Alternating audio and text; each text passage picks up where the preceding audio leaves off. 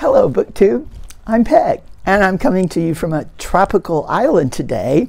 Well, not really. I'm really on my porch in Pennsylvania, but I figure if Adam from Memento Mori can make his Seattle balcony look like a tropical island, I could do the same. He even had a hammock. Wouldn't that be nice? Okay, so it's been about 10 days since I've made a video, and I'll just start by explaining this is all Steve Donoghue's fault. Now, if you've been watching my channel, or his, you know that about 10 days ago, the weekend before last, my husband and I visited Boston and worked in a couple visits with Steve and bookstores. It was really a great time. Anyway, you know how Steve affects you when you watch his videos? You want to buy every book and read every book, and you forget you can't read as fast as Steve does? Well, being with him for 2 days in bookstores and hearing him talk about books really does a number on you. After we left Boston, we had like a 8-hour drive home back to Pennsylvania. I made my husband drive because I just had to read. I just went into a reading frenzy. I usually can't read in the car. I get sick, but I took seasick pills so I could actually read in the car all the way back. Then the next day, I just got up and wanted to read, which I did. The third day, I was like, my eyes were acting kind of funny. I was kind of seeing double, and plus headache.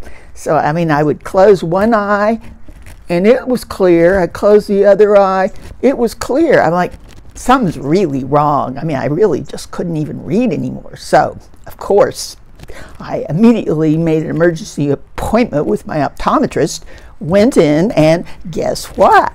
It really is something that needs to be taken care of. Actually, he explained, he had told me about this before, but it was only minor. My eyes are not working together. They're not focusing on the same spot. So therefore, I'm getting double vision. Now, he said usually if it's not too bad, your brain will take care of it. You won't see double. But if you get real tired, read too much, yeah, it got really, really bad. I mean, I just literally couldn't read at all. Well, I'll tell you what happened. But thanks to modern technology, they can do something about it. He's ordered me a new prescription in these glasses. The new glasses will have prisms in them that point your eyes to the exact same spot, and you can focus. Now, I have known people actually in my family that have prisms, so maybe it's a hereditary problem. But here's the deal. Now that I know about this, I can't read at all. I mean, I can see double. The only reason I'm reading this is because I can see clear double with my old glasses. But the new ones are going to take, well, 7 to 10 days, working days, they said, to come, because I guess it's quite harder to put the prisms in them and grind them and stuff. And you know, when a place says 7 to 10 working days, they mean like they might work 2 or 3 days a week. Who knows? But here's the problem. Right now, I can't read at all. I mean, it's just not worth it because I'm conscious of it, and it just is. Plus, I've still got a little headache from that ordeal that Steve caused. So, I really, really wanted to get in the Tome Topple, which starts the 29th, this Friday. I'd already picked out my books.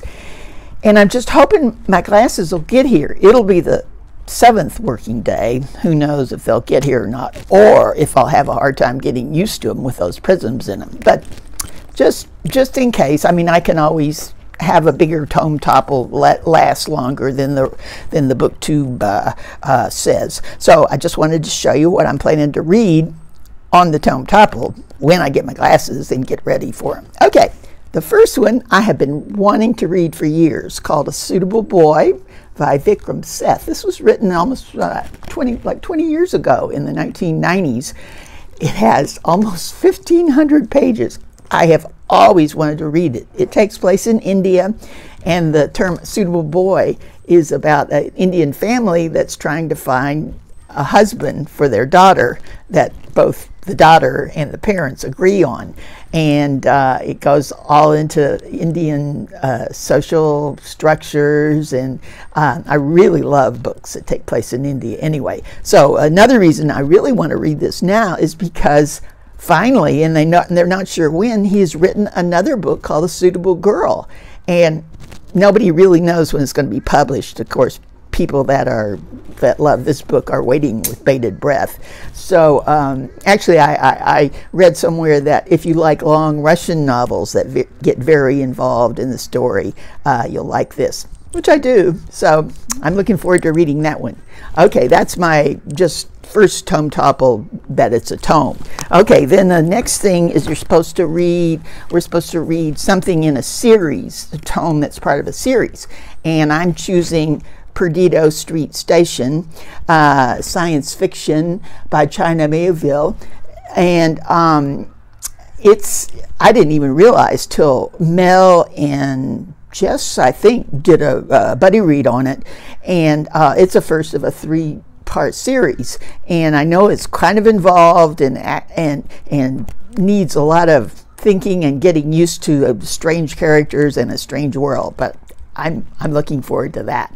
So that will be my fulfill the tome that's part of a series. Okay, and the one last one, you're supposed to do a buddy read of a tome, and I'm going to read, I just got the new edition of The Three Musketeers, a new translation that just came out, and it's going to be part of Laura Fry's summer read of The Three Musketeers.